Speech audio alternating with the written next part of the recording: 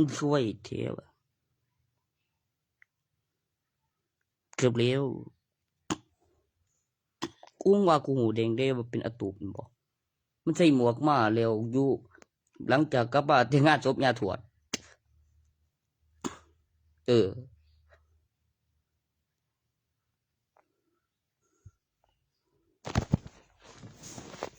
เมื่อกี้เราอยู่ใส่วะ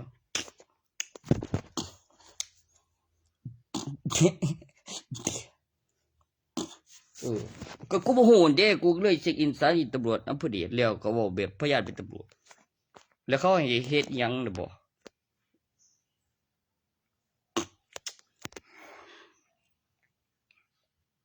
กูเป็นหนี้มึงโศกนั้นคือมันคือสิจำบ่ได้แล้วมันอยู่บ่ไกลแล้วบ่หนีแล้วบ่ได้ฆ่าเอาแม่มึงไกลเลยเด้คันบ่ถือกูนี่บ่วังหันนั้นว่าแท้อยู่ดอกเต็มๆคือสิถือกูอีกแล้วรอบอีถือของหัวมึงนั่นซวยอี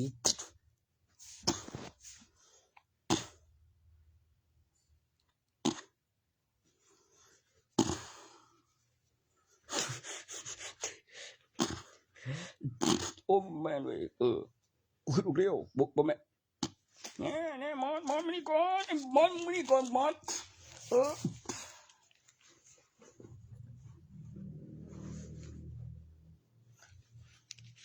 แล้วมาทีละแบบคู่ละ6,000เดี๋ยวก็ได้500ถุงหนึ่งขายหมูกับข้าวแพกใหม่แบบสดสองห่อ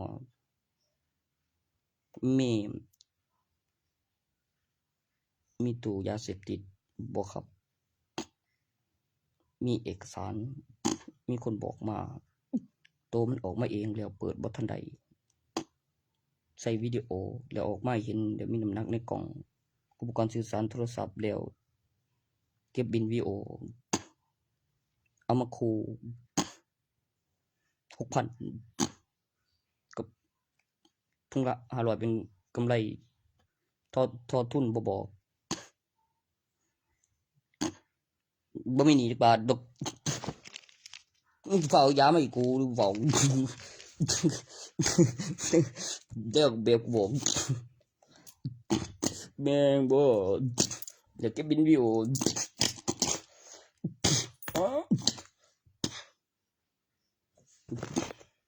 บทสื่อถุงแพ็คไม่นำกำนับแล้วสร้างน้ำหนักปริมาณ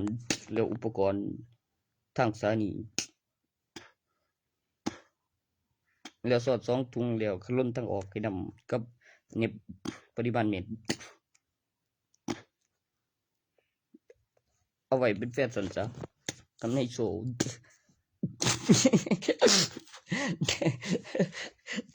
ดูทีนบ่ใจบาดเว้ยดันบินวิดีโอแม่งตัวเว้ยก็ใจบัวใจมันจะหายตัวนั้นแล้วก็ขึ้นรถพิวตูแล้วกดกระจกลงทางบุญอีคนใจแล้วพี่รอเบอร์ด้า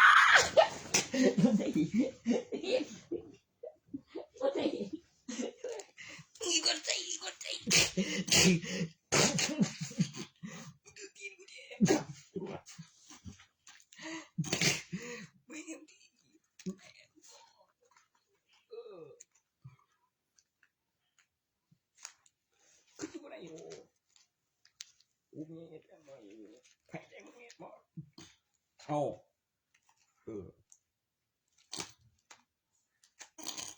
อันนี้ก่อนนะกู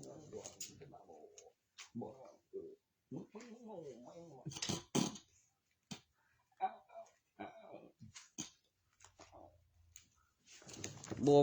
ไปรักเงินแมงหมอดอีลีเบิดตัวเรื่องมีพยานนำแต่ว่าด้านซ้ายกูหูยุ่งว่ะก็เอาเบอร์ตูบมาแหงว่ะบ่เห็นบ่หูซะครูบาเต็มมีงานศพสันติสันได้เงิน2หรือก็เป็นเน็บเมมมาอยู่บ่หันมันกินคืนนอนวัตถุมวยให้วัตถุกินคืนได้คืนบ่สูญสลายมันต้องมีบินวิดีโอแล้วต้องบอกยังแน่ก่อนสิ แบบสันปทหารแล้วก็คือเห็นขันบ่สุดท้ายแล้วมีวัตถุแล้วมีเงินจังซี่แล้วมีตัวเลขแล้วมีสแกนโคดว่าซั่นก็แปรรูปปลุกเสกปรุงรสตกซ้อนมีเม็ดยายังไม่เห็นกูเบื่อยาได้เลยใช้เฮ็ดหยังมันเป็นไปบ่ได้ดอกโจ้จังสิบอกสั่นคืออยากได้ไม่แล้วก็คือของกูหลายกลัวกูเสื่องไว้กว่าเดีก็เอามาอ่านคือกูหันดี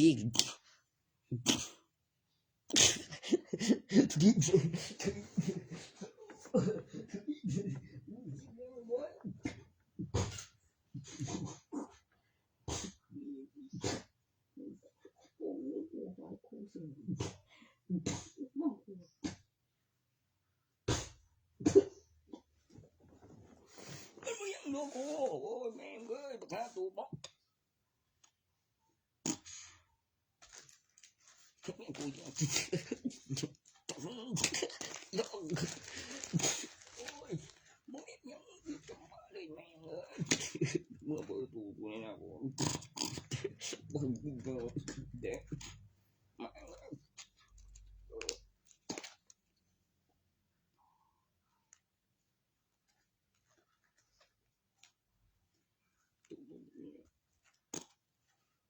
มองมันไม่นั่งมันแมงมันดี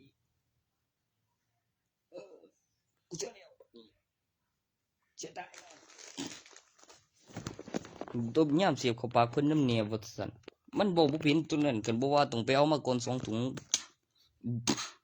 ข้างๆหยังก็บินวิดีโอปานนั้นตัวมันออกมาเองนี่บ่มึงบ่เชื่อติว่ามันสิหายกับข้าบ่ตัวกูน่ะบ่อีกคันนึงบ่ทันไปฮอดอันนั้นบ่ทางผ่านเฮ็ดจังได๋สิถึงเข้าใจมึงสิเข้าข้างมึงได้จังได๋ตัวนั้นน่ะเมียมีผัวมีงานมีผัวมันจื้อแต่บ่เขาจะบอกว่าข้าเป็นหยังบ่ดีแล้วตัวนั้นผมจื้อก็ไปแจ้งตำรวจที่ละมันสิได้หลักฐานพยานนับรวมมันออกมาได้จังได๋ล่ะเมียเอาก็บอกว่าสิเอาติกับไรดีก็มีแห่งกับเตี๋ยวเดียวก็ใส่สมคุณบ่สุดสลายคนบ่ตายดินมีจักบาทนี่กำไรวัตถุก็มีคนรับซื้อประกาศร้องดังแต่เนี้ยก็มีของ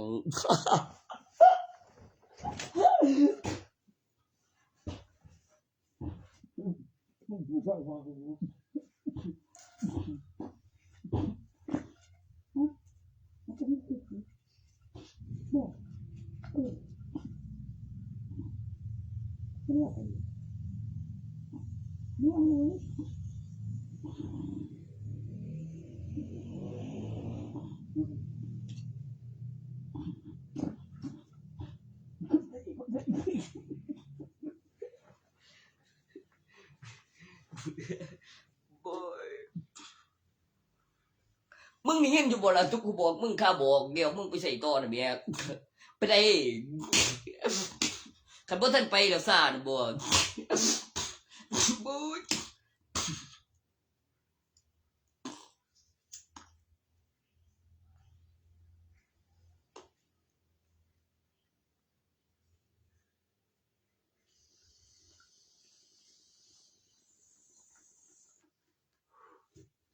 ก็บ่ได้หยังกันก็บ่ได้บอกติก็บ่ได้ไปฮอดก็บ่ทันได้ไปก็บ่ทันได้ท่วงแล้วก็คันแม่นบอกไปแล้วมีถ่ายทอดสดแล้วก็มันออกมาอีหลีแล้วเป็นสถานีแล้วก็มันเป็นโครงสร้างอาคารของรัฐบาลแล้วมีตารัฐบาลใหม่แล้วมีตารัฐบาลของเจ้าของแล้วก็รอเวลาแล้วเบิ่งเรื่องแล้วหลักฐานที่มีหลายกว่าตัวเลขใน YouTube แล้วออกข่าวแล้วระบบพัฒนาและการขยายโครงสร้างอาคารแล้วตารัฐบาลในธนบัตรในปัจจุบันเรื่องกับตารัฐบาลแล้วก็สัตว์แล้วแต่งรอดก่อนก็ได้แบบแจ้งแล้วทั้งไปแม่งบ่ทั้งนั้นแล้วยังซะนะแล้วก็คือมีดาสายเป็นพยานแล้วพยานอีกผู้นึงคันเฮ็ดตัวอย่างแล้วเขาบอกว่าบอกแต่งรอดถ้าผู้เลี้ยวไปกูก็บ่ได้เป็นรอยบ่ได้พิการได้ล่ะว้ายคะแนนดีกว่าสร้างกันบ่ได้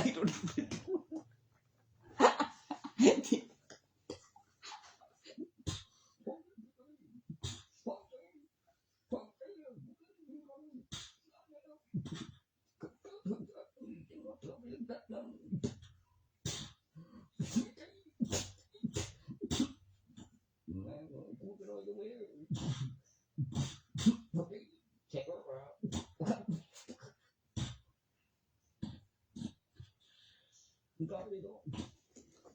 หยังวะ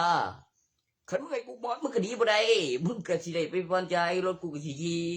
อยู่ดอกมึงสิว่าอีหยังกูไปตีขึ้นตอนใดกูบอกอะไรตีขึ้นมึงก็ตายตีโอ้ตีขึ้นก็ตาย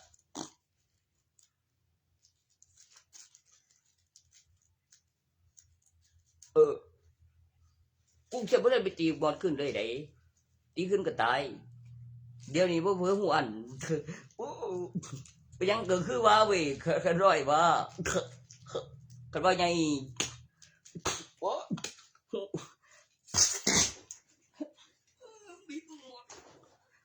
บ่ได้หมด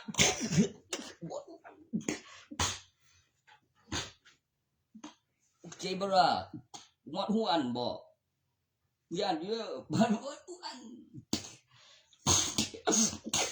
ว่านี่มอนก็สิฮู้อันอยู่กะเทียดดูปานนั้นจะปิดสนิทหรือแม่มึงสิเข้าใจว่าไดบัดนี้มอดมึงสิบ่ได้จ่อต่อสายใหม่บ่จ่อต่อสายใหม่โอ้จ่อ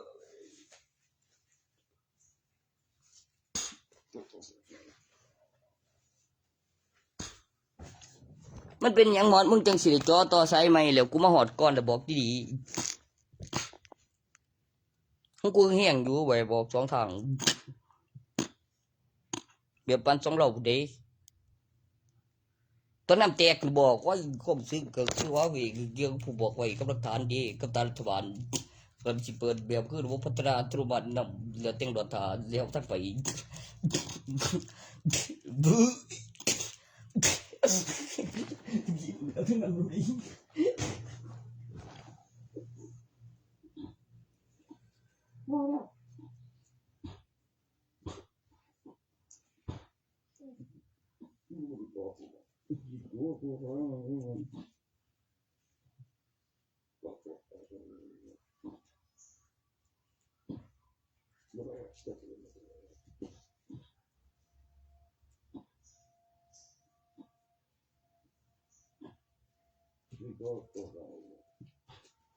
โอ้ยจ่อต่อสายใหม่บอกกูอีแม่ง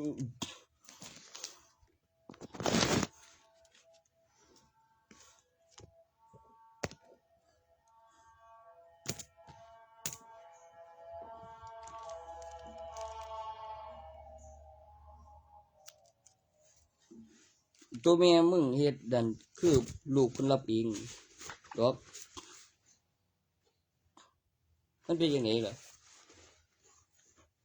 มันก็ไปตีเลยตีบ่มันก็สิดวนแป๊ดเหลือเฮ็ดใส่เอาคั่นเปียกๆบ่บ่วะคือจิตทวีน่ะบ่ท่านใส่นั่น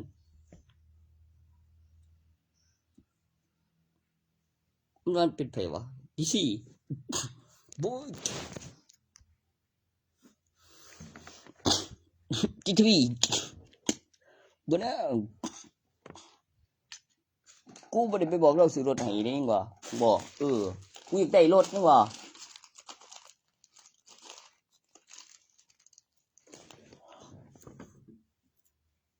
เจ้าแม่นผัวอาแพ้วอยู่บ่ฮะกูบ่ทันได้ข่าวเอาตูบอยู่อย่างเดียวยังว่ากูว่าหลังจากงานศพยากูยังใส่หมวกมากูก็เลยว่ามันบ่ค่อยสิมีมันบ่ค่อยสิมีแบบคือว่าเลยเด้แล้วงั้นบอกไว้แนมท่านนั่งตักกินข้าวแล้วสั่งเบียร์เสยโอ้ยอยู่ในงั้นก็พอแนมท่านแบกบ่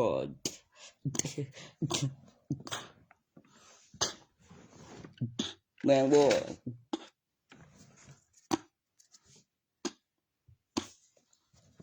เดี๋ยวเด้อ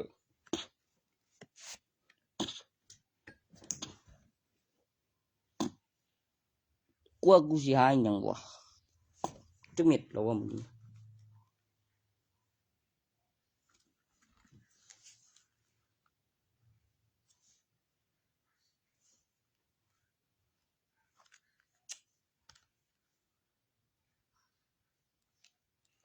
คือสิไปได้แต่ของกูบัดของมึงนั่นเงินสดก็บ่ขายว่าซั่น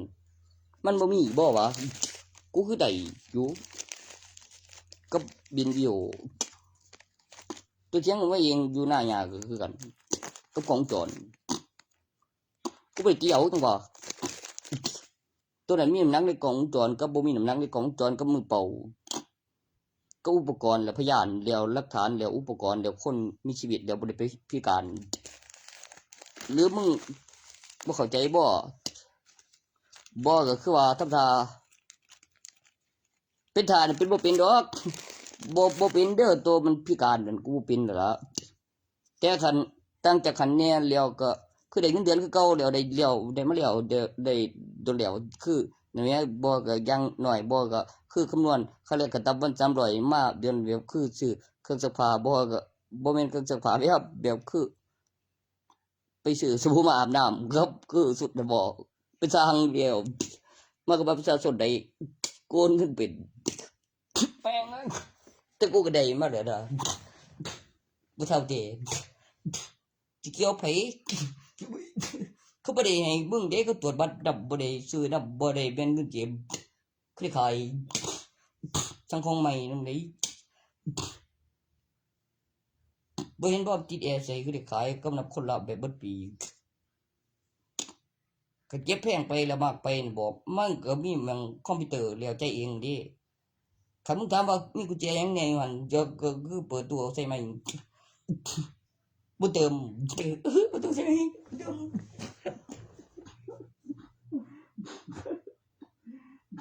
เก็บยังไง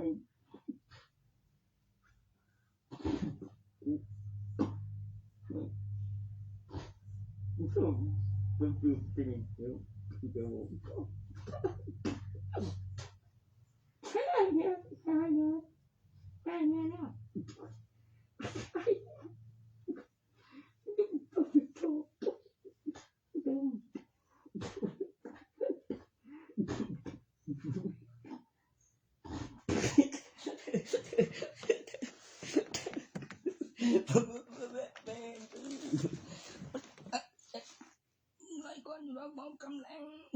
บ่จะบ่บ่ล่ะบ่เติมบ่เติมได้หมด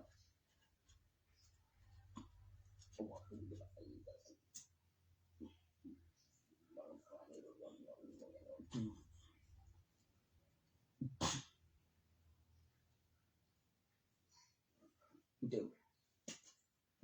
ไปคือ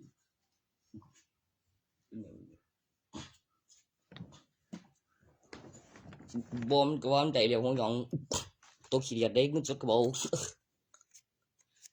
สิของก็แบบเดียวบ่ก็บ่แม่นพอมันเองว่าตบมีรางวัลแต่เดี๋ยวตบมาเดี๋ยวบ่แม่นเฮ็ดผู้ใดตลาดเบียไปได้เต็ดหัวไปเลยกูโกนวิธีแล้วไปล่ะกูบ่ได้อยู่ในหันจากนั้นซื้อหรอกก็สั่นกูจับติดคุกเอาพยานตำรวจแล้วก็โซ่หลักฐานบินแล้วก็คือหลักฐานว่าได้มาย้อนหยังน่ะแหมกับกำไรวัตถุแต่ก็กูอยู่สากนั้นเด้อแท้อยู่ดอกได้ขึ้นศาลตัดสินมีของเซ็นรับรถได้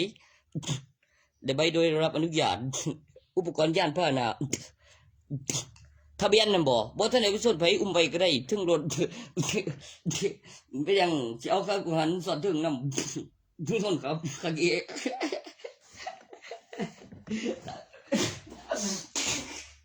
อ้ยก็ยิงรถเดียวกันเร็วไอ้พวกเรา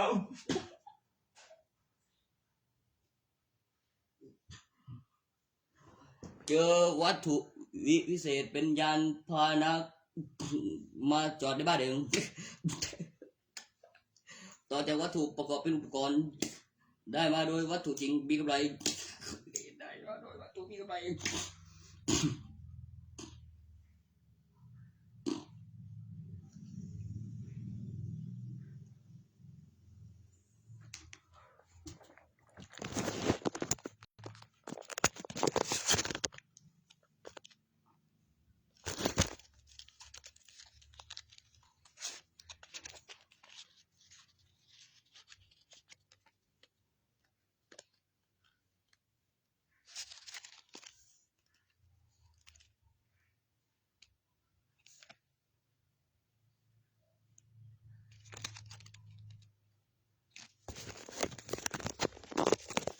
เวลาในกล้องวงจรการถ่ายทอดสดแล้วก็ข้อมูล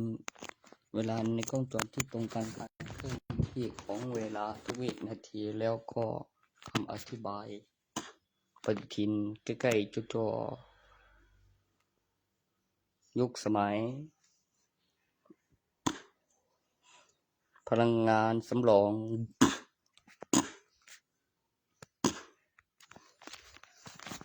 ต้องเปลี่ยนตัวด้วยบ่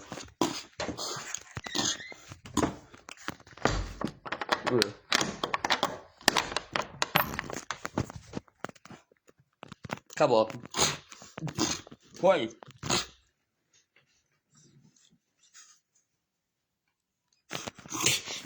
บุดีครับผมโอ้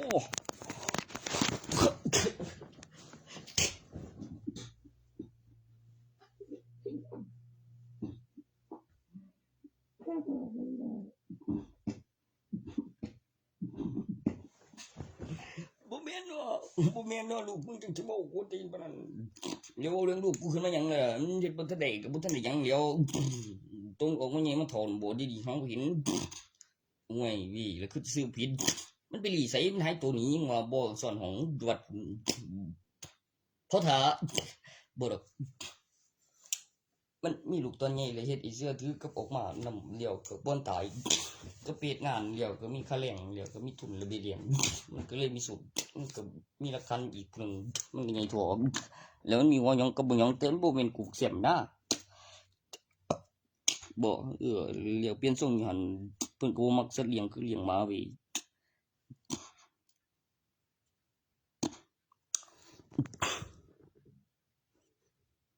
มึงบอกยากคือบ่ว่าตัวนั้นบ่ยาก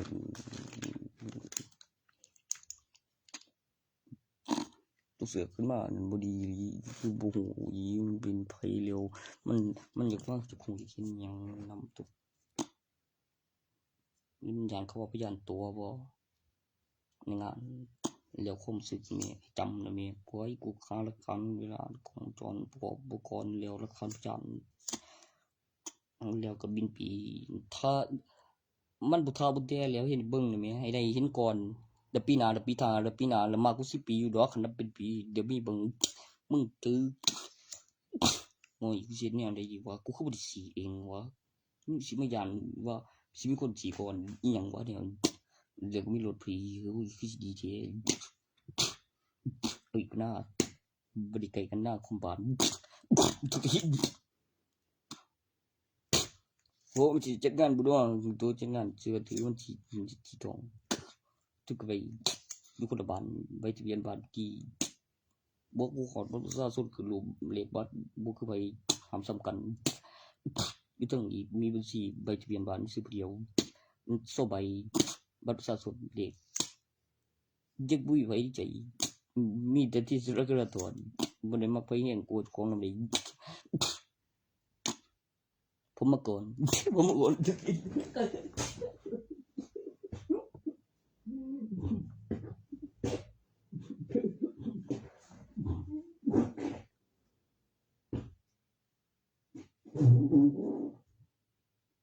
โอ้ยโอ้ยแล้วไอ้คนบ่ว่าผมมาก่อน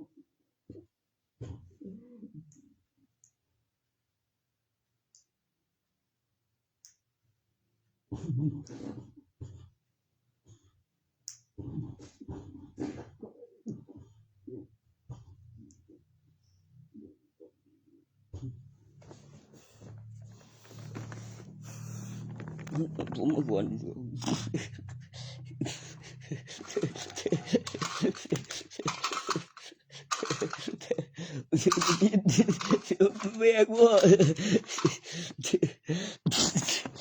ทิ้งยังว่าบ่ถึงตีนแนวมันกลับเล่นไปทางบุญได้จังว่าโอ้ดิ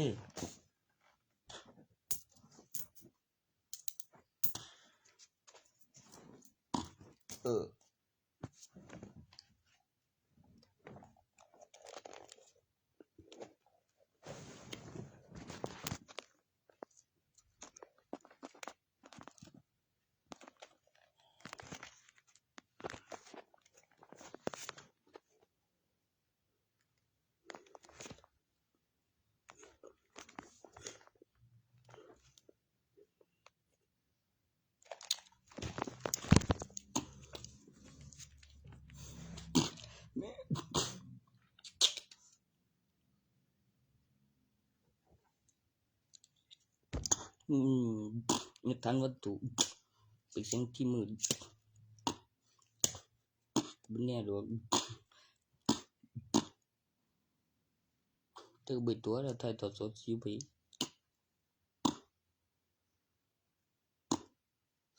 เสียบยาแต่ขันยากยังเกิดมีเงินอยู่หรอกที่ซื้อกินเองดอกแม่บ่แม่ก็อยู่แม่คนตายบ่กูบ่เงินจะดอกอะไรนะอีพี่บ่ดีกว่าพี่บ่พี่บ่พี่บ่โอ้โหวันนี้ได้ก็นะพี่โตเด้จะตัวนี้นะแม่งเอ้ยกลัวอยู่กลัวเดี๋ยวตัวแม่ไป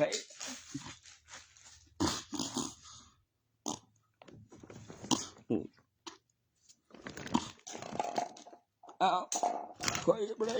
ยังวะมึงก็ไปแล้วมึงวนมันยังวะแม่กูได้แม่ไอ้กูบอกว่าอยู่กูว่าแต่กูบอกเป็นคนในงานแม่กูฟังเห็นเว้ยมาบอกกูฟังเห็นยังเนาะตัวนั้นกูบอกเป็นวิดีโอปุ่นโอ้กูเมื่อยดิมึงบอกกูเป็นหยังวะกูเช็ดแนวใดยังวะกูบอกกูก็ว่าอยู่นี่เลี้ยวกูเฮ็ดเลี้ยวก็เอาดัดเบี้ยแต่ว่าก็ขายอีกได้เหรอแต่คือออกที่แรกคือสิบ่ได้โง่อีกคือสิว่าจังซั่นบ่จักคือพ่อตาเป็นลูกอีกแล้วเลี้ยงให้เชื่อถือเบี้ยต่อจากลูกนี่เบี้ยมีตัวใหญ่อีกตัวหนึ่งมีการแล้วก็มีห้องเบี้ยแล้วเบี้ยเลี้ยงแล้วมีตัวเด็กไปโรงเรียนแต่เบิ่งแล้วดิบัตรประชาชนมันก็จะมีอยู่แต่บัตรคงเกียทั้งสองแล้วปานกันเท่ากันแต่กูดียิ่งบัตรนักเรียนบัตรมปลายอยู่ยังมีคานวัตถุผู้บริหารยุคสมัยให้เก็บอยู่ได้ละโรงพยาบาลก็จะโรงเรียนก็จะเล่นอยู่มาแล้วว่า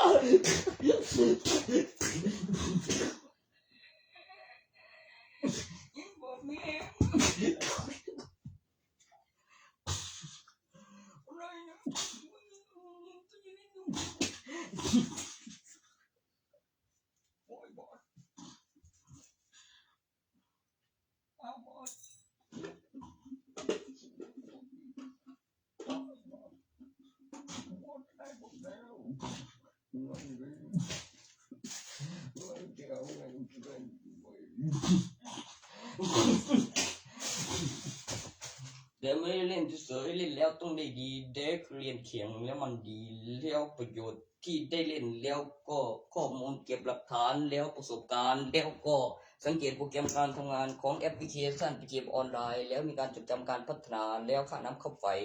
แล้วค่าอินเทอร์เน็ตแล้วก็ประโยชน์ที่แบบโรงเรียนก็จะเล่นอยู่เพราะมีรางวัลมีการเช็คอินเสร็จสิ้นรับไอเทมล็อกอินผลประโยชน์รายวันต่อบัตรแล้วอุปกรณ์และโปรแกรมใช้งานได้จริงเมื่อรับไอเทมแล้วเสร็จสิ้นแล้วได้มาพอแล้วก็มีการจดจำการพัฒนาที่มันเรียกเกมออนไลน์ตัวเกมออนไลน์และโปรแกรมการทำงานแล้วอธิบายเห็นอุปกรณ์แล้วความสะดวกของโครงสร้างอาคารแล้วหน่วยงานทางรัฐบาลอันตัวที่ตอบบัตรแจกเงินเดือนด้วยแม้ผลประโยชน์แล้วก็ข้อมูลคำอธิบายเกี่ยวกับโปรแกรมที่ใช้งานได้จริงแล้วก็โรงเรียนจะเล่นอยู่โรงพยาบาลก็จะเอาอยู่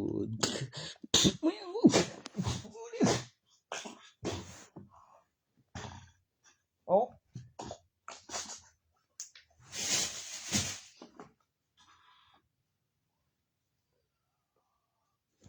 เดือนก็จะสั่งใจอยู่ดอกดูก่อนกับผลประโยชน์กับรายวันแล้วข้อมูลการเช็คอินรับไอเทมเสร็จสิ้นข้อความอุปกรณ์แล้วมีอะไรบ้างแล้วมีลงทะเบียนซิมแล้วก็ปฏิทินแล้วซิงข้อมูลแล้ววันที่การทำงานเพื่อผลประโยชน์แล้วยังทำงานอยู่แล้วก็ตัวเลขและค่าบุญรัฐบาลโครงสร้างขานหน่วยงานทางรัฐบาลข้าราชการแล้วตรวจร่างกายทุกปีเกี่ยวกับประกันชีวิตกิจกรรมรายปีด้วย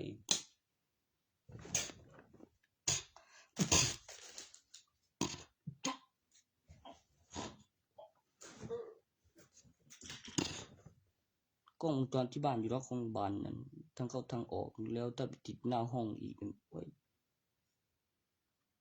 แต่โรงเรียนก็อยู่หม้องป้อมทางเข้าทางออกของทุกทางแล้ว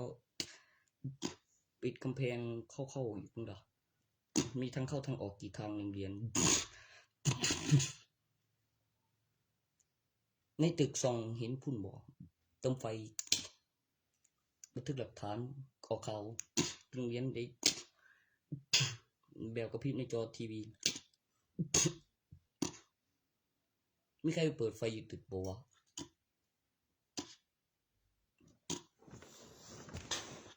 ไม่ขึ้นไปดอกก็ใส่แบบคันเอาเลี้ยวประตูไฟฟ้ามีทางเข้าทางออกกับซับฟิวแล้วคือเรียนแล้วขึ้นพร้อมกันสวิงเบียงบ่แล้วคือนอนเฝ้าตึกไม่รับผิดชอบอยู่ดอกแต่มีแต่ยกขึ้นได้ล่ะตัวยกออกแล้วยกลงอีหยังวะไปสิเอาไปขายบ่วะตอนนั้นก็คือได้ขายแล้วเอาไปขายต่ออีกบ่ไปตั้งค่าของเรียนโอ้ยบ่ดอกมันบ่พออีหยังวะบ่เนาะบ่แม่นเนาะโอ้ย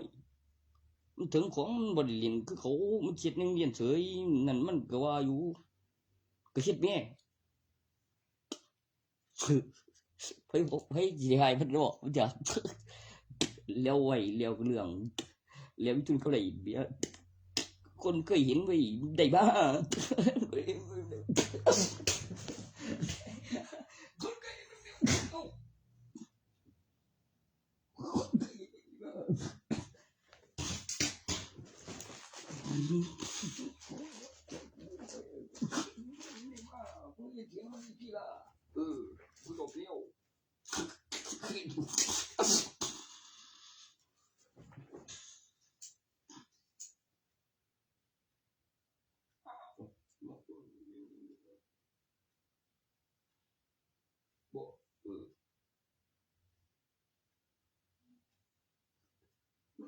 เนี่ยจะอยู่แบบบ่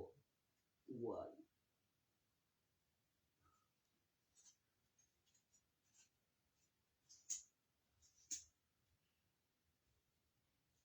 ก็เมียเจ้าเคยพูดให้ลูกมันดิก็ไปเสื่องไว้ก่อนบ่วะ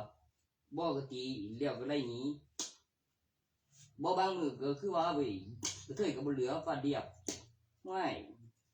มันก็แปลกอีบางลมมันเว้ยมันก็อยากบ้างกระเทยก็สวยดีแล้วเว้าลีลาแบบบ่แม่นเฮาเดาโตได้ยาเทยแดงโตต้องเดาเฮานำให้เฮานอนอ่างอย่างเดียวโธ่ไปรีดูทำเมียรีแม่บ่เอาสลับบังของแกทั้งนั้นบ่ปกติเขาก็มาชุมนุมกันมองสลาโตสลาบังของแกน่ะบ่สิเดียว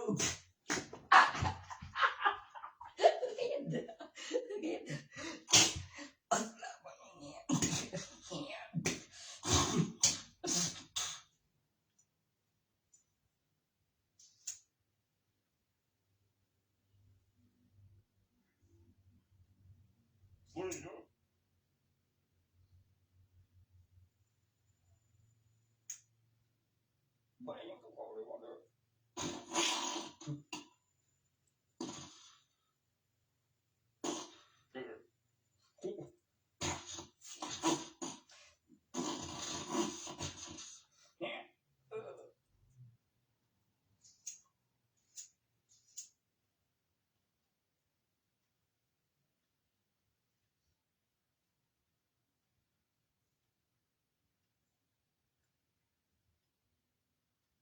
Será uma mulher, né? Tudo é amor.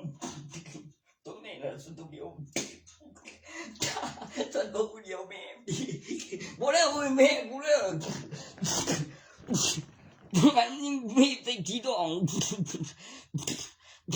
Điều nó của đây nó gì đấy việc. Một bây giờ ông chỉ đòn vậy mà. ถ้าแม่นอ่านกงจรกูมีหลักฐานบินร้องถ่ายทอดสดร้านกระนั้นเลี้ยวก็แม่นบุ้ยเดี๋ยวฟังก่อน ได้โอ้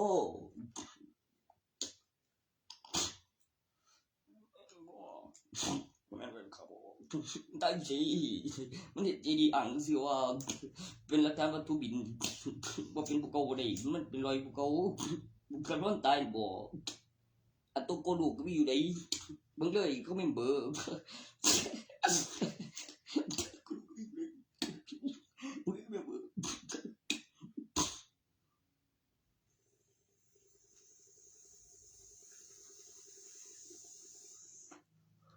กูดูก็อีอยู่ได้ก็ไม่เบอร์บ่แล้วสิได้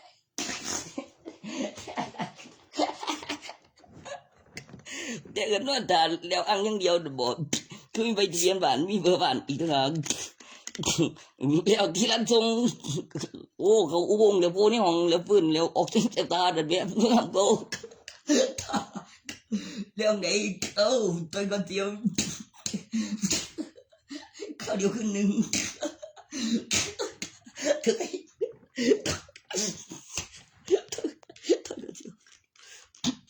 แบงบ่ข้างบ่ให้เกิดก่อนปีนึงเด้เลี้ยวหลักฐานโว้เวียคือในจักรวาลควบคุมทั้งเวลาให้เกิดก่อนบางปีข้าง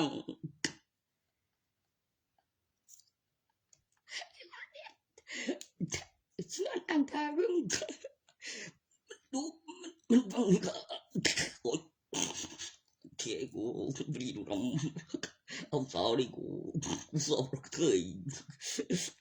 เยาว่าส่วนทางกับตอนเวียสัมพันธ์เด้อเคยบ่เอาด้วยบ่มีหีดีซะกูเตือนดีๆได้มันเฮ็ดเลยแบบเลี้ยงเข้าไม่จังไงตั้งแต่เกิดบ่ได้นั่นว่ามีหินแล้วมีหำพอมีสุดเด้ธุรกิจเพิ่นบอกว่าเลยโซกครึ่งๆกลางๆเที่ยงว่าแม่นทอง9เดือนบ่วางเที่ยงปีใหม่คนเฮาทอง9เดือนหรือเกี่ยวเธออยู่บ่ว่าตัวนั้นผู้ชายก็เฮ็ดอยู่ด้านนี้บ่เว้ยบ่บ่ยังเด้อยังแม่เขาอยู่อีเที่ยงเบอโอเคแดะก็ไม่ยิง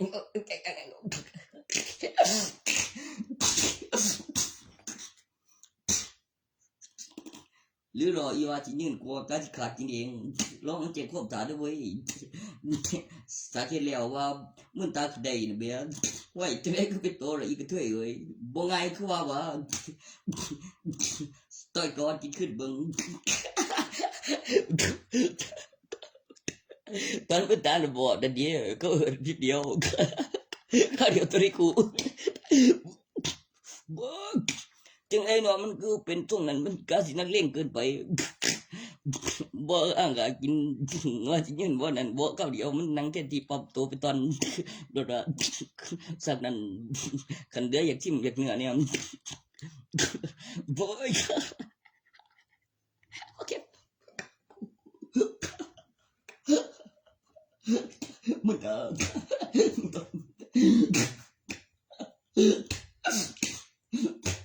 ไว้บ่ต้องตายดิว่า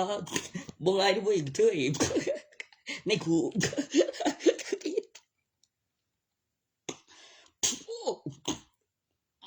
โอ้กูจะจังได๋ดิบ่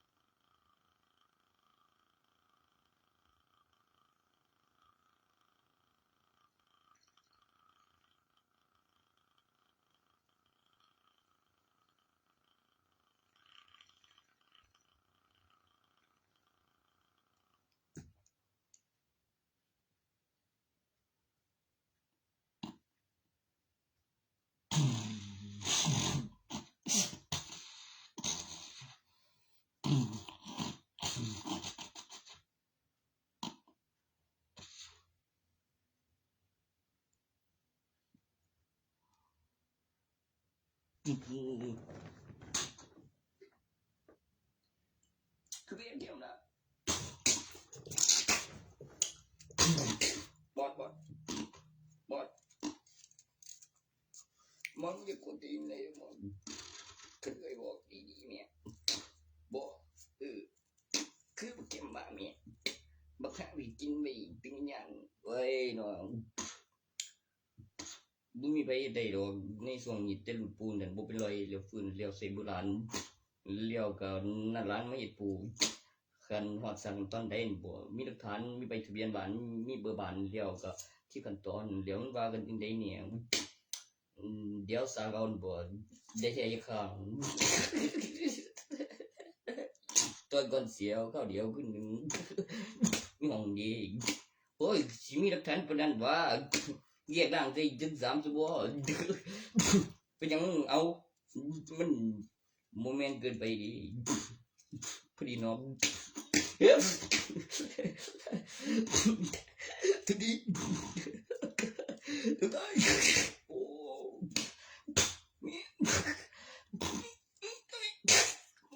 ยิบหาแม่งบ่กูร้านเย็ดแล้วกันเดี๋ยวบ่คือแต่ละสมัยมันได้การมึงเร็วมีประมาณเร็วตัว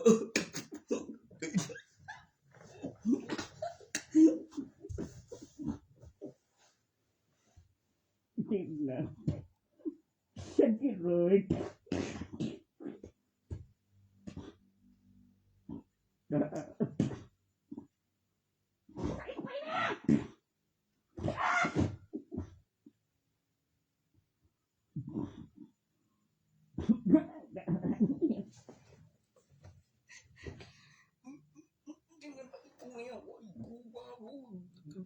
สร้างงานกับมึงบ่เว็บบ้านี่ปานนั้นไปฟังใจนะมึงเดี๋ยวคือลูกไม่เถอะ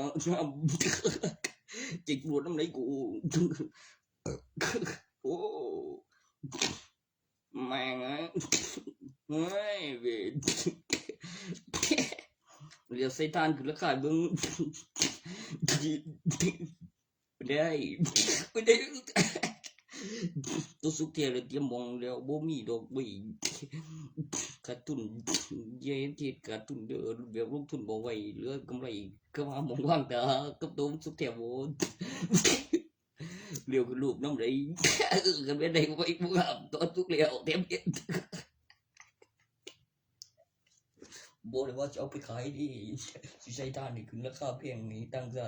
มาทำเลี้ยวสดประมาณจังนี้สิขายได้บ่แต่ไม่เลี้ยวแล่นแฮงกันมาหลายๆคือหยังสด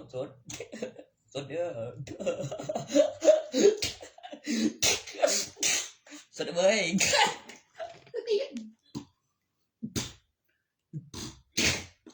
เอาก็เขาสิมาเที่ยวแหม กันบุกไก่ก็บุเป็นหยังจังไงก็สด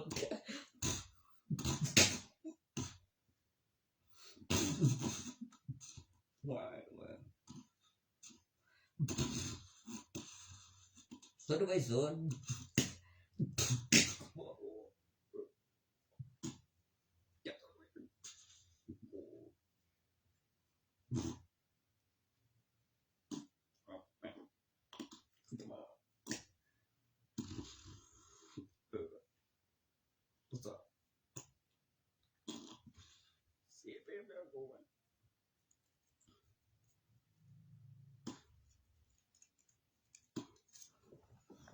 ก็บนเนี่ยแล้วมันจังสิได้อารมณ์กันบ่เรื่องไปเยอะก็ฟิล์มเนี่ยแล้วเขามาว่ากูเห็นจ้าๆเลยท่าตีคันเป็นเอเจต่างกันจินตนาการเห็นเลยแม่งหมดเกมแล้วก็ท่าสีกำลังไทยทำเอวีว่าชีวิตธุรกิจเศร้าเอ็ดบริก็เปิดที่สอนแล้วก็พาเที่ยวโฆษณาแล้วก็ที่ปลายโปทั้งหน้าแล้วมีจอแล้วคนก็ตื่นเป็นโปรดีแล้วก็บอกแบบคือเห็นแล้วว่าคือกันเดินกับระเบียบกับข้อมูลกับรูปอุปกรณ์แม่นอย่างไปหางไปโรงเรียนนั้นคือขายมีกำหนดเวลาเขาบ่ใส่แล้วตัวมันคือเอาไปเปลี่ยนแล้วได้ขายแบบเขาจีแล้วเก็บวางดักฐานว่ามาใส่แล้วก็คำลงอุปกรณ์ตัวเขาผลิตขึ้นมาเขาสิได้ขายได้มาอย่างมันจะเอาหอนเงินอยู่บ่กูไม่หนีเลยนั่นมันเอาโซ่ลุมมากูก็จีบกันดีเอ้ยนั่นเนี่ยดูดีมันสอบสมเลยดูsơn sốสีแดง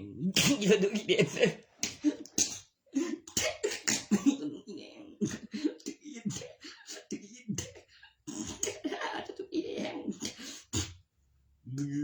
ดูสีแดง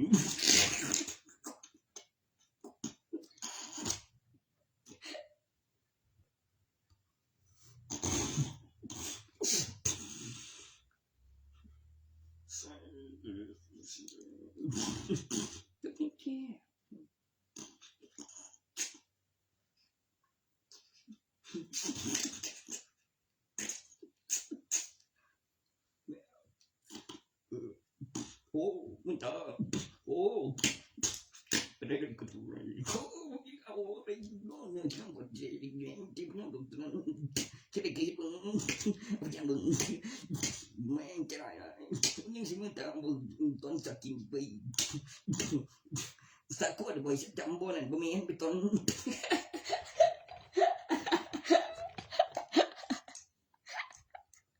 ก็ได้อยู่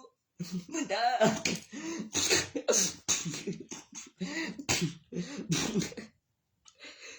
ยังlàm gìมึงnghe cho vô chi ô ya mambo trời điện cho bây giờ đi xem khơi khơi một khơi gần sáng ta của phục chính quân trên công thởมีบุกันเก่งความยิ่งขึ้นใกล้ตายมีนักทำเวลาคนสำคัญแจ้งหาเดี๋ยวได้ปุ่นตามีของดีมาเลยเราไปเซ็นเอกสารประกันเดี๋ยวแจ้งเงินประกันเติมเดี๋ยวเป็นเงินดีๆแดงได้เร็วนะกดกดเร็วใส่ของมีเรียกลูกบอลเดี๋ยวเก็บค่าประกันเป็นเงินแจก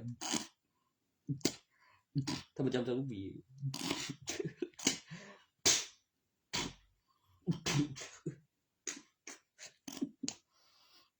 ก็มีดาวบอลเก็บเงินนำบริบอลไปใส่ผู้อื่นที่ละสินะบ่เฮ็ดกูบ่เฮ็ดก็บ่ได้เว้ยแต่ว่ากูเก็บไว้ได้ก็โทษว่าคือกูมีอยู่บางเทื่อคือกูสินอนเดี๋ยวกูจะฟื้นนอนก็กำหนดเวลาดับสายเฮ้ยกูแม่ง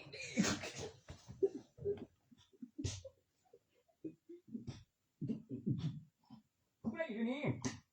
โอ้มีได้บ่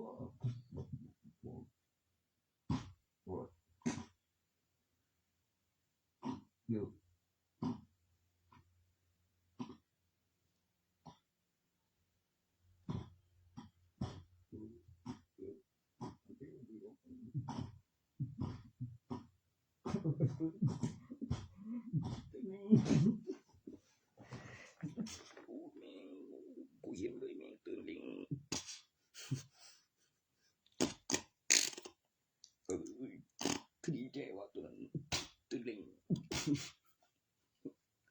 ว่าแล้วกูบีบกูดีโอ้ชิบะมีบนต้นตากูกินเนี่ยมึงก็ทำเลยโอ้ใหญ่เกินบ่เคยผ่านcái gì cứ lấy tổ vừa bên rồi mình tự nhiên không chỉ để mình tụi con hình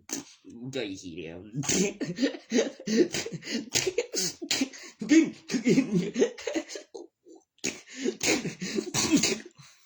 bố mình đây mẹ bố mình đi đây mẹ chân chỉ mà tồn tại bố gì đều say cứ một ôi coi bố gì đâu Chị cũng chỉ có chỉ có những lấy cô ấy rồi không dùng tiền bố chỉ điều thấy là nhà sẽ còn đi nói ngoại cô tình thế đẹp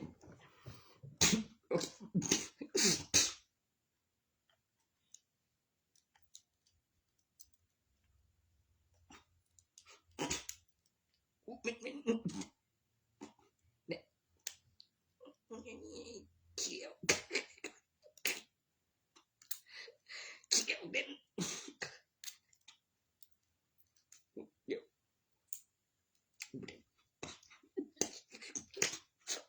điệu như này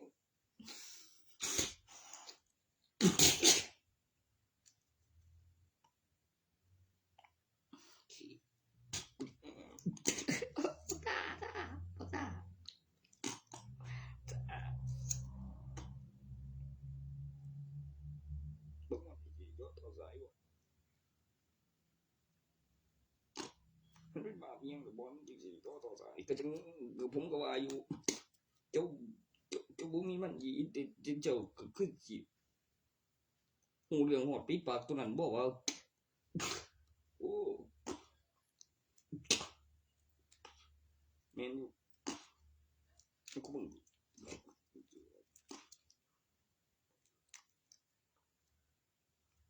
มันได้ว่าสีน้ำตัวนั้นบอกว่าบุกหูแล้วกันบุกหูว่าใครยังสีน้ำนั้นกูวางไปตีมาบอกว่าชาเฉลี่ยแต่เบิ่งไปมามันไปตาขอดบอกแต่มันก็สีอยู่แถวนั้นเลยก็มีซอยหนึ่งคันว่าเมื่อก่อนโอ้ยจริงก็ซีเมนต์อยู่หรอกโอ้ยแต่บ่แม่นดอกล่ะคือเห็นออกมาอีกตัวอยู่ชาซีบีแดงรถเขาแม่งเอ้ยโอ้ยมันจะเป็นผู้กันจริงเลยก็จะกูบ่ได้ออกไปเบิ่งเพราะว่ามันก็มีกล้องจรเด็ดเล็งอยู่จนเรียกว่า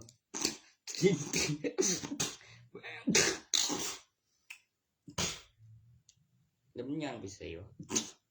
มันเชื่อถึงยังวันเดียวโอ้สุดว้าวบ่อยู่นี่ได้บ่เปรียบเป็นตำรวจพวกนั้นบ่น่านี่ยังบ่ไว้มันถึงแท้บ่เดี๋ยวเบี้ยบ่มึงสิพยายามกอดกันเลยบ่กูก็วางตาว่าทีละบ่เคยแม่บ่กองจรเขาว่ากองก่อนทีละมึงกูสิบอกฟังนี่กองจรเป็นอาการเที่ยวได้แค่อีกตัวถ้าตัวนี้บ่สิเหลือบ่บอกไงเนาะตามรอยขึ้นกกตัวว่าสักนั้นตัวนี้เทศมาก่อน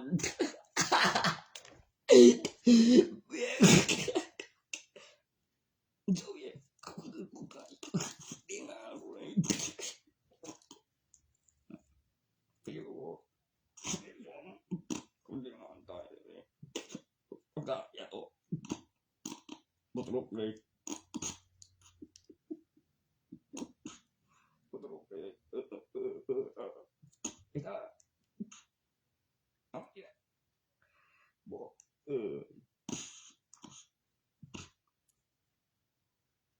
กูว่าหมดที่ว่าไงเด็กเบื่อเลยกูจะได้แล้ว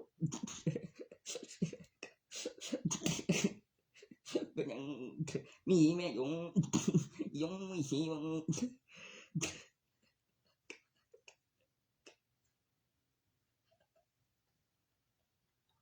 จะ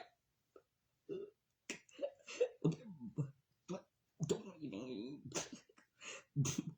มึงจีมึงกลับมันมึงจะทำกูเลยแม่งโอ้ยแม่งเอ้ยกูบ้าวะกูไปจากไหนวะกูแม่งนี่ตัวแม่ง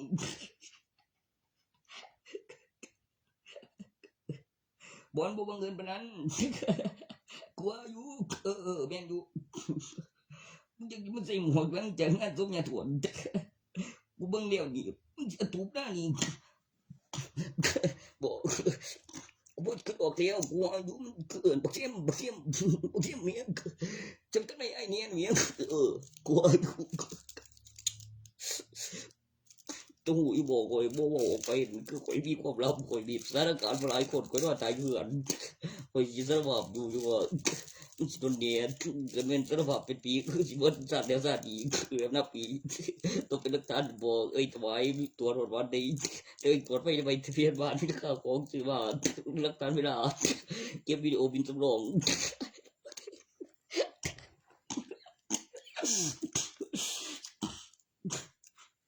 เฮ็ดเป็นสิต้นก็แล้วอีกว่ามีก็ว่ามีก็คือบ่อยู่แต่ก็บ่อยู่ว่าโอ้ยแต่กันแม่นอยู่ตั้งหลังเป็นยองๆน่ะบ่แล้วก็เฮ็ดมาแล้วนี่แม่นี่สิแม่นบ่ว่าตัวใดบ่ก่อนนั่นเพิ่นโรงบาลสิคดีเอาใหม่มีบ้านลุมเมืองก่อนโอ้แม่ได้จำไม่ได้ซะ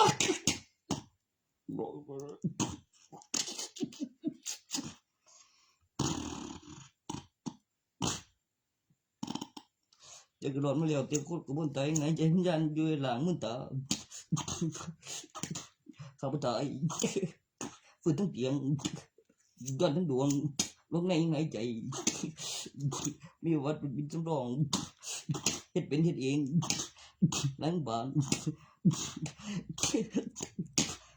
ตัวที่ได้แท้ก็มีการถ่ายทอดสดออกข่าวเก็บหลักฐานมีความรู้สึกบนเครื่องคือพริบตาแต่มีความรู้สึกอยู่ในบ่ได้ตัวนำเลยครับวิว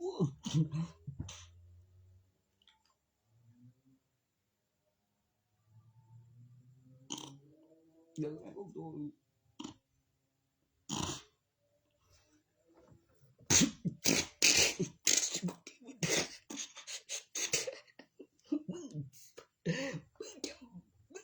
จำดีโอ้ยมึงไอ้ปันด้วยแมงแมงเอ้ยกูเสียแล้วอ่ะนี่กูเบรกเสียแล้วกูเบรกเสียแล้วอ่ะบักเอกเสียบักอินแล้วมึงเก่งมาถึงแล้ว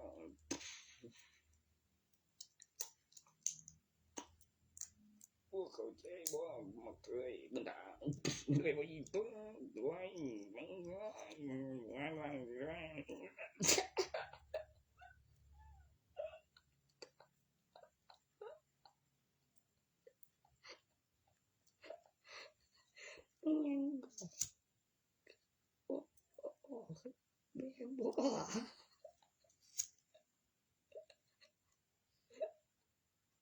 มึงจะไม่เห็นผู้อื่นเหมือนกูเนื้อเกิดมึงอ่ะเยอะเลย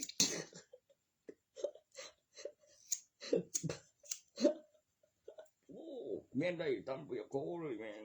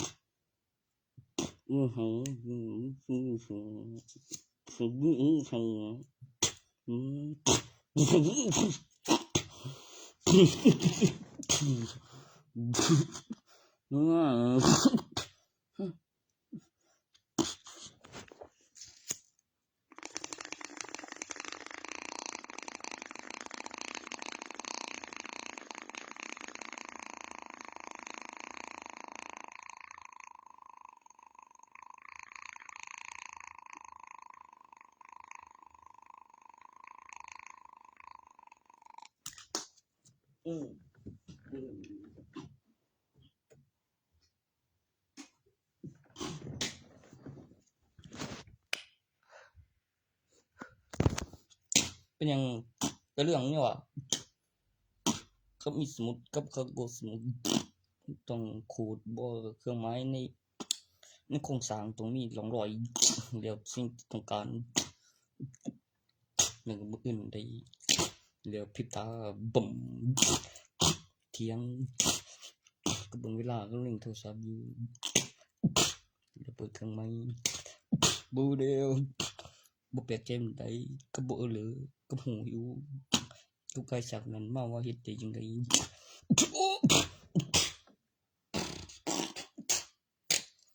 ผมจำได้ทุกอย่างเลยผมพิเศษบ่หลายเศร้าแสบเถื่อย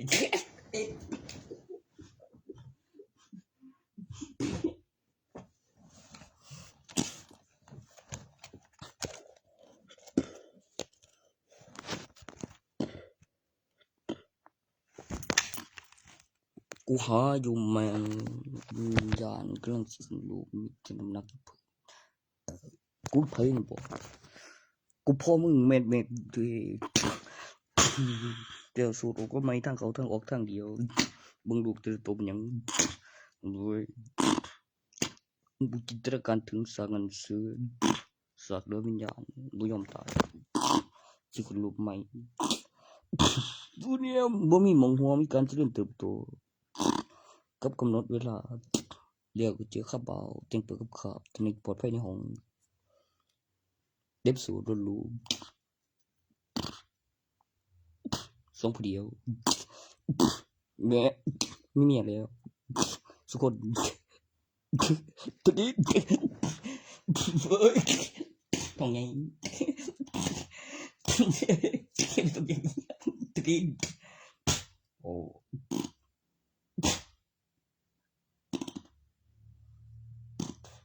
ตัวข้าทองคืออุบัติเหตุบ่แม่นน่าเต็กเปิดกับขาบกับสิสังขอเสียงเจ็บแต่อันมาพอดีเบิ่งลูกมันเติบโตแล้วสิบ่ค่อยนี่พอมันสิเหลือวิญญาณเฮ็ดทองนี่ยังบ่ยอมตายเลี้ยวขึ้นรอยเบิ่ง60รู้ว่าไหมแต่คือทองเข้าเลี้ยวเฮ็ดเป็นกะสิกลัวแล้วกลัวมันกะสิกลัวแล้วมันจะกลัวมันบ่แม่บุ้ยแป๊ดโอ้เจ็บ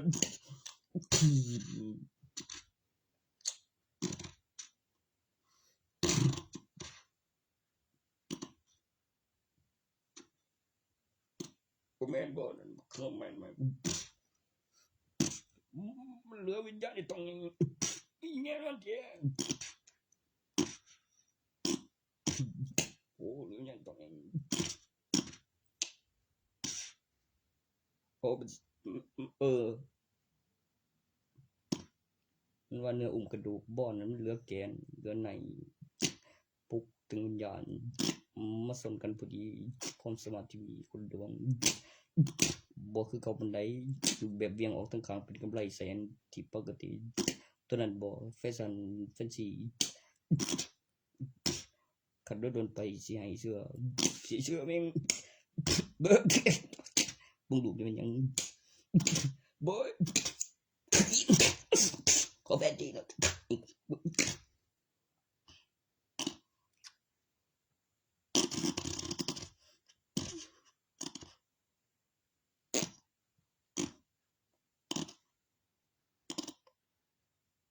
กระดูก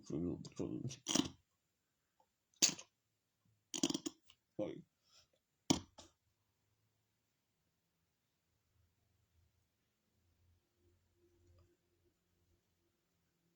แม่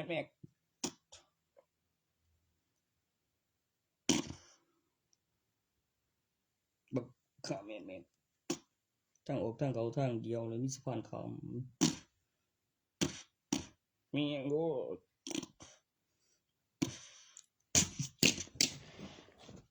คันลากเข้าไปทั้งในพูนนั่นมันบ่ไปไสแต่ลากเข้าไปในเมืองบ่ได้เด้คันออกจากข้างกลางธนาคารบ่ก็ตั้งห้านใส่ข้างๆหาซื้อวัตถุแล้วมาเติมสีกับที่เครื่องเติมเสียนแล้วปริมาณอัตรอบโอ้คือดอกเดียวเบาได้โอ้ยบ่ว่าจบเองก็มันเดียวเก่งกว่าตาเก่งกว่ากันจะตายโอ้ยเดียวตัวนั้นมันก็มีคนแจ้งหาแต่คันบ่มีความสำคัญอิหยังเขาก็บ่แจ้งหามันก็สิบ่คล้ายว่าแต่กันเฮ็ดอีกนั่นบ่ก็คือว่าจำได้เขาไกลกันยามมันสิพอกันบ่บูล่ะในสาเขาไกล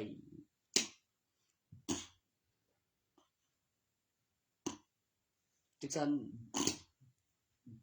แล้วไปไกลมันเฮ็ดหยังล่ะก็โตชีวิตแนวนั้นโอ้ยอีอยู่ดอกก็ประโยชน์อยู่แม่เบิ่งไอ้ขี้แดงบ่เก่งซะบ่ร้อยเนี่ยยังพยานมันครบพอแม่สิบ่แจ้งหาอีกได้ถูกย่ำอยู่วันจังไงวันเชื่อกู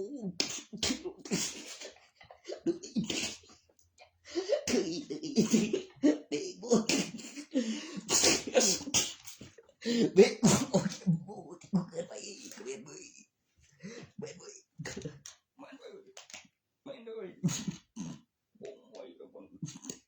เสือเลยกูบอกเลยยังกูอายุประตูบอกแล้วแม่งเอ้ยกูจะพูดก่อนแล้ว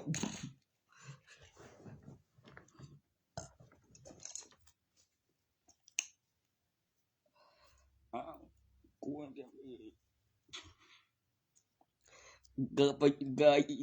đến bây giờ chị giống mẹ chị giống mẹ ơi cô lương cái bèo mẹ ơi nhìn tôi đang về bên chỗ ngày bảo chỗ không sung một sân phải căng ngay ngoài phải căng bàn bên léo phải ít chỉ cầm tôn bắp bắp bay phản tiếng xì tiếng vậy xin bắp mi sụt đi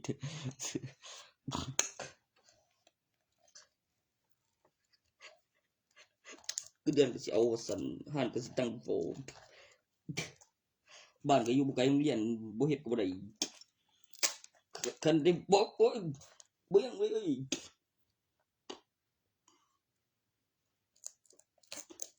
บ่ยังบ่ยังเว้ยจัง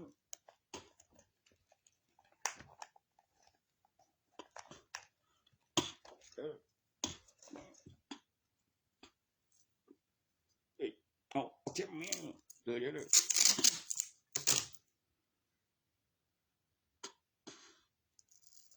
เก็บอะไรล่ะอย่างนี้เลยเก็บ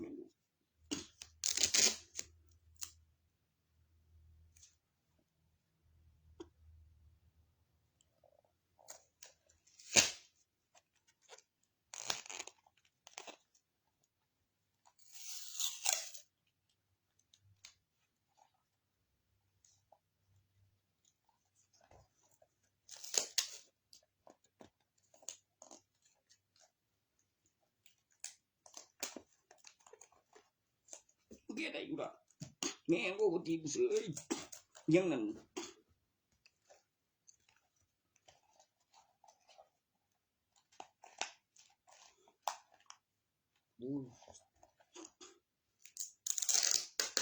เปิดอากาศอยู่ข้าง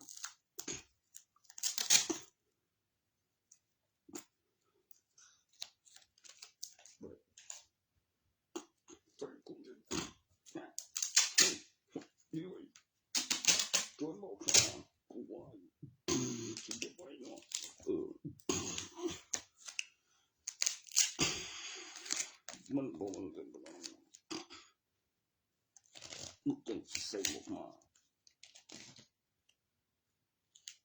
ว่ามันสิฮู้ผมบ่บอกตัวลึกตัวมันเฮ็ดคือแบบว่าบ่ว่าอยู่บ่ดีบ่มันก็สิขี้ปมตอนสงกรานต์กูฮู้บ่ได้แม่งบ่แม่งเอ้ยเดี๋ยวล่ะไผสิเฮ็ดมันเกิดอุบัติเหตุรถล้มยังว่ามันบ่เคยเกิดอุบัติเหตุมันสิตายง่ายมันรถล้มเพิ่นก็ใส่มันฝ่าวลบไปลบมาแล้วเขียววงที่ล่ะเพิ่นก็อ้างว่ามีคนตีเพิ่นสิได้บ่ตูที่เขียววงสีเขียวปอมยันบ่รอดกูใส่กูนะเบ้ยมิงดิกูเลยคุยบ่ตัวเข่งบ่มีบ่เร็วโปอยู่บ่ได้บ่ทันกูตีนแม่ตัวเข่งโอ้ยบ่ได้ตัวเข่งโอ้ตัวเข่งกูบ่มีแล้วตัวเข่ง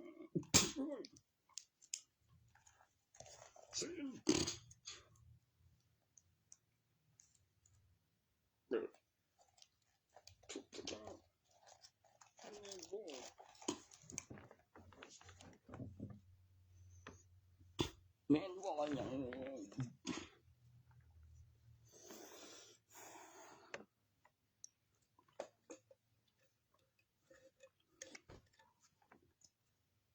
โอ้ยใช่แล้วบัดนี้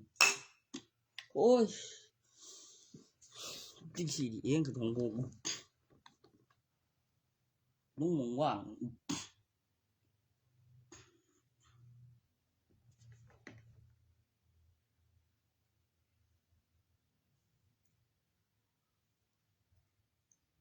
กับขาดแม่งเอ้ยขาดโอ้ยลุงเหยียบบ่บัดนี้ซื้อไหม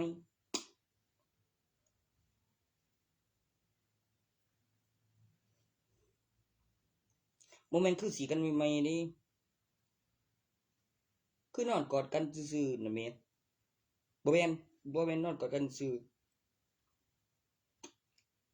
เดี๋ยวถ่ายข่าวเดี๋ยวมีถ่ายทอดสดบ่ในสมัยนั้นเขาซั่นก็บ่ได้เห็นหยังกับความรู้สึกคักกว่าดอกมีกับทันเวลาแม่เฮ็ดจังได๋ว่าจังสิได้ถ่ายทอดสด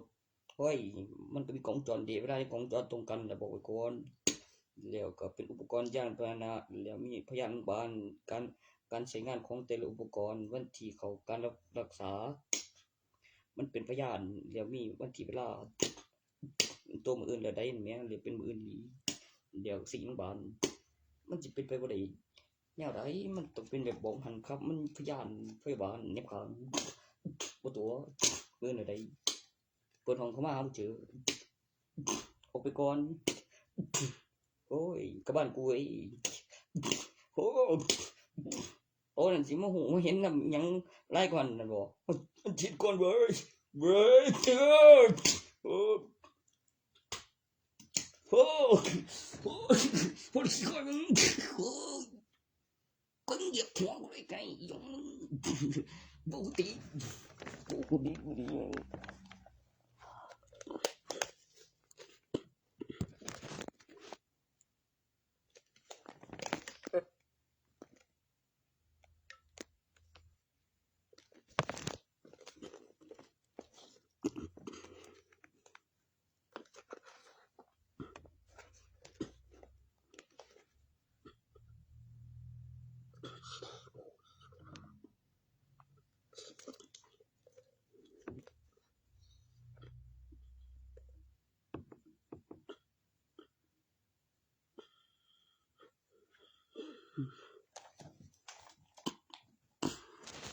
ซึ่งเดี๋ยวมันเดี๋ยวไปรู้สิจะเป็นคนอย่างนั้นลองสักดีสิทิแต่ขาดตรงนี้คนก็เกี่ยวกับผู้ผ่าตัดกับผู้ไทยกับทางเรื่องแบบการทำงานเดี๋ยวฟังกำลังแล้วก็เลี้ยงของบารมีวัตถุจากรูปแบบของมนุษย์เป็นผงเดี๋ยวสักเงายำไก่ตั้งกองเดี๋ยวจึงลงสีเดี๋ยวเสร็จงงพาโบไปส่งโบกี่ตรงเลย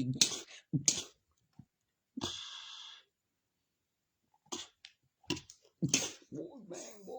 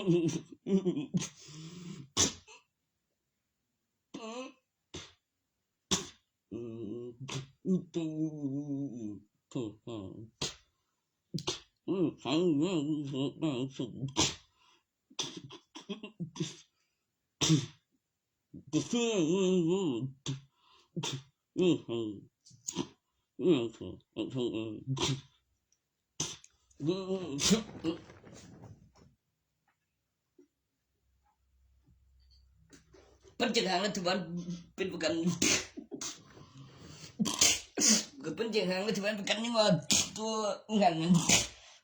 ที่ธนาคารกดจุดก็ไปหาแบบของโอ้ยแม่งบ่แต่ทางนี้มันเดียวแล้วจะเป็นตัวนั้นก็ต้องเชื่อบ่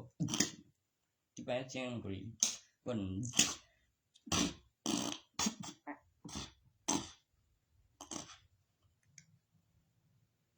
ชมพูขาวบ่วะมียุ่งใส่ตกซ้อนสีบ่แม่นเลยชมพูขาว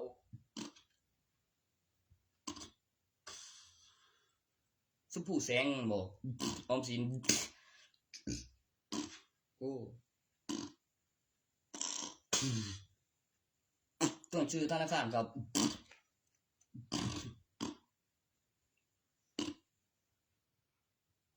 ทุกชีวแบบเป็นมารยาทแนวใดวะ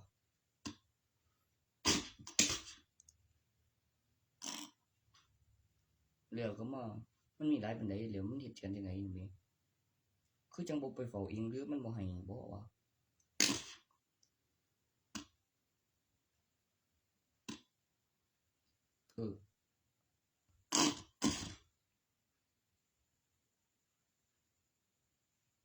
บ่เห็นเนาะบ่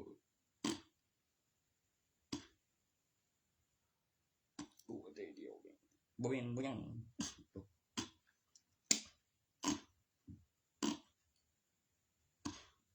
เงินโบนัสได้ตัวนี้ยังเหอะบ่ฮู้ดิมันนิดเดียวเด้มันถอดออกไปเดียวนิดเดียวมันก็เถิดแล้วจริงโอ้ยตึงตัวดีๆคือสิเหลือไว้กับทรัพย์สินมีค่าเฮ็ดจังได๋ข้างจีเฮ้ย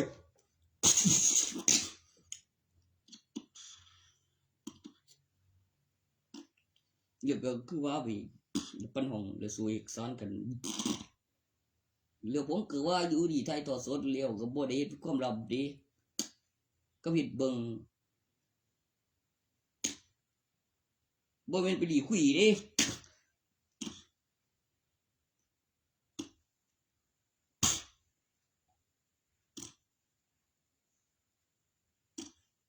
ว่าว่ามีหลานสิกูไว้บ่เอิ้นปู่เบิ่งเด้อมาเอาจิ๋วเป็นจังเรื่องธรรมศาสตร์นอกเหนือจากเรื่องธรรมศาสตร์เก็บคำอธิบายแล้วบอกไว้แล้วคิดไกลไปเลยก็บ่คิดเบิ่งแล้วก็พันกับผี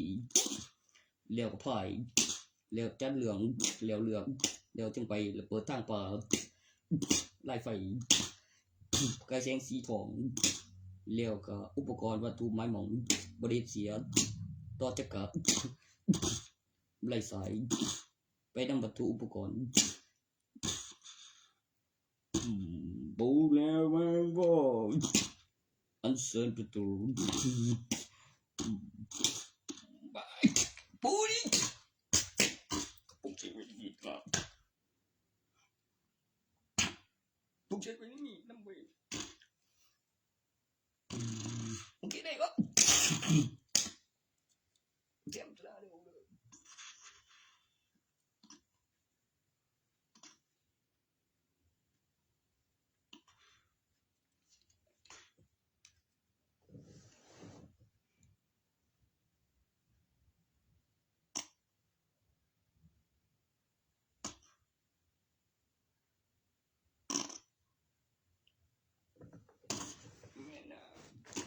แต่ผมสันมาเนี่ยโอ้จิตผมสันบ่เรื่องมัน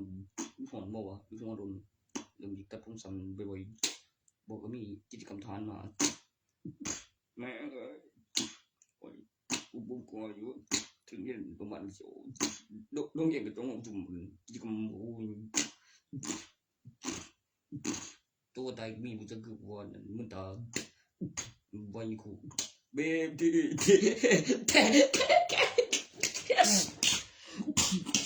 หรือสะดวกสะพอธนาสองเพจบ่ว่ามีสุดมีธุรกิจจัดการ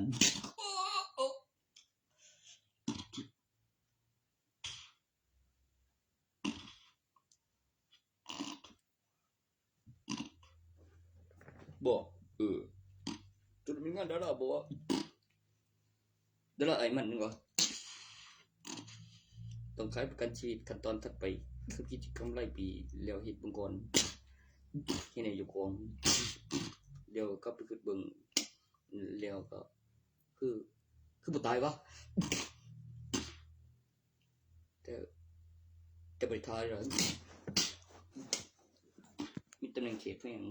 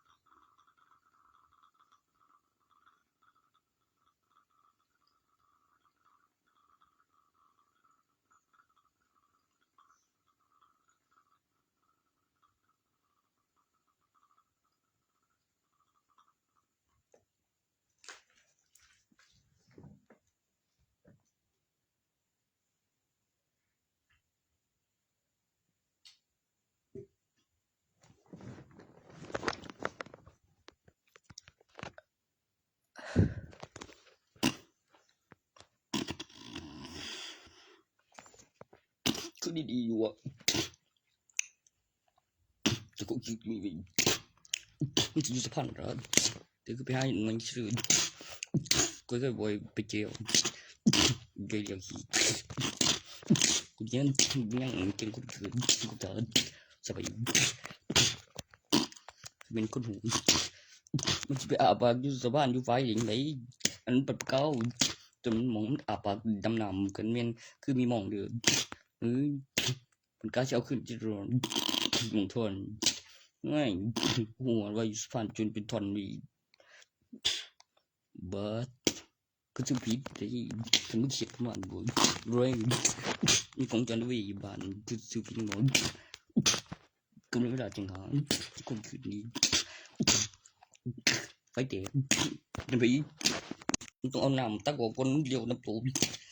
กูจะสิจริงต้องคุมอยู่บุญจะฟันเด้อเพิ่นตัวดึกตื่นคนบ่เจอคือชีวิตเร็วมีตัวนี้บ่ว่าสิบ่ไปก็เขาร้อนโดยเป็นผู้ศิษย์คนทุกสอนหรือเขาไปอันมิตรบวกว่าเพิ่นฟิงที่เสีย